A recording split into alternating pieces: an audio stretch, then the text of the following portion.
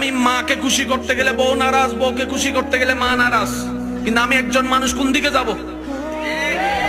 ইসলাম বলে তুমি তোমার মার কি সন্তান, তুমি তোমার বউয়ের কি স্বামী। শব্দগুলা খেয়াল করবেন। তুমি তোমার মার সন্তান, যার পায়ের নিচে তোমার বেহেশত।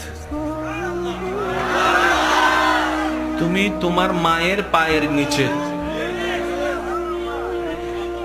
তুমি তোমার বউয়ের কি স্বামী, স্বামী মানে অভিভাবক। অভিভাবক কি নিচে না উপরে? মায়ের পায়ের নিচে তুমি, আর বউ তোমাকে মাথার উপর রেখেছে, কারণ তুমি বউয়ের অভিভাবক। তো উপরওয়ালা তো নিচের ওয়ালা মতো হয় না, নিচের ওয়ালা তো উপরওয়ালার মতো হয় না। এবার সে বলে আমি করব কি? বলে যে শোনো, তুমি মাকে মাথায় রাখো, বউকে বুকে রাখো।